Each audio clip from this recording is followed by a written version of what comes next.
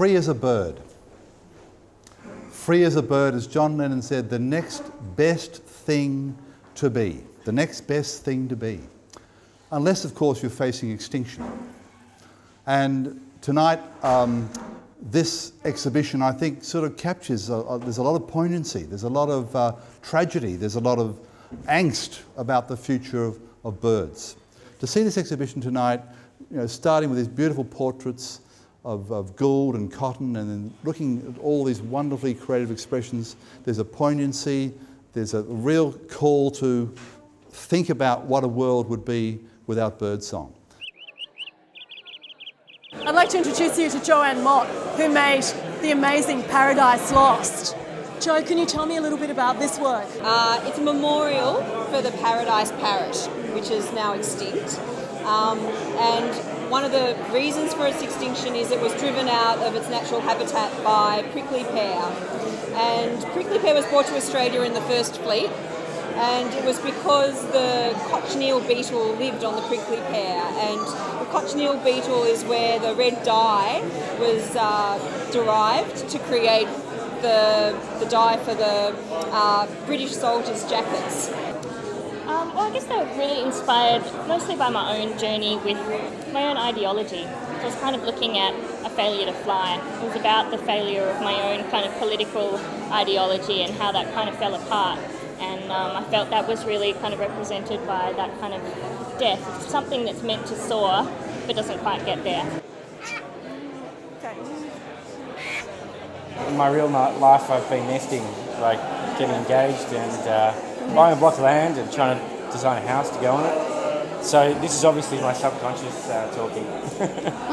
I should have named it home rather than nest. I have a newfound respect for birds now because they use their beaks only, and it's all about weaving, so it's about finding different materials. The birdies of Australia are the most wonderfully inspiring people, because these are people who go out and spend days just waiting and watching and listening and thinking about how birds behave and what they do. And I've never met people with more patience, more perseverance than people who love birds.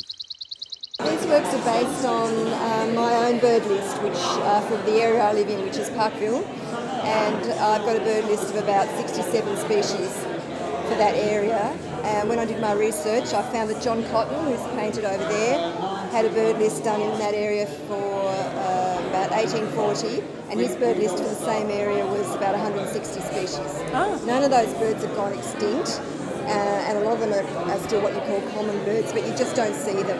So the work was inspired by that, so you can see all the habitats, and the birds are actually in a negative space because you don't see them.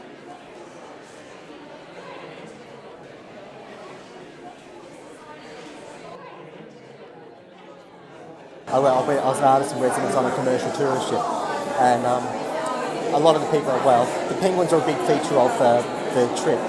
I went there for the landscape, that's what I was interested in, but it's kind of nice to find the penguins. And what really struck me about the penguins is actually the people who were on the ship were more interested in the penguins than anything else. When we had the option of landing without penguins or with penguins, no one would ever, amongst the passengers, would never want to get off the ship unless there was a penguin there. This is Martin King. He's a master printmaker. So tell us about these works. Essentially, the sequence comes from an idea that I had making my animations, and it's like an old flick book where you've just got hand-drawn aspects of a bird in flight, which then filmed go together to make a moving image. Visually, they seem to have an impact as well, so I decided I'd take a single movement piece and then make etchings out of it.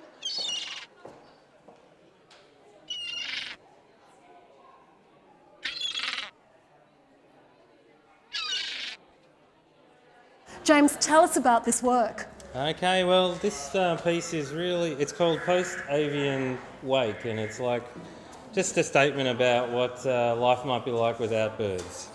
It's kind of saying like our lives are intertwined, and there's, you know, ecologies are intertwined, and when you're using technology, I think it does raise ethical issues. So obviously there's a big ethical debate at the moment about the mining industry. But everyone uses things that are made from mines, and artists do as well. So I think we have to change our arguments. You can't say that all mines are bad. You have to say, well, maybe the process that's being engaged could be refined or done in a way that's much more sophisticated and able to work ecologically. And so I think in those terms when I'm working with materials and technology, and so that then often becomes part of the sort of subtext of the work.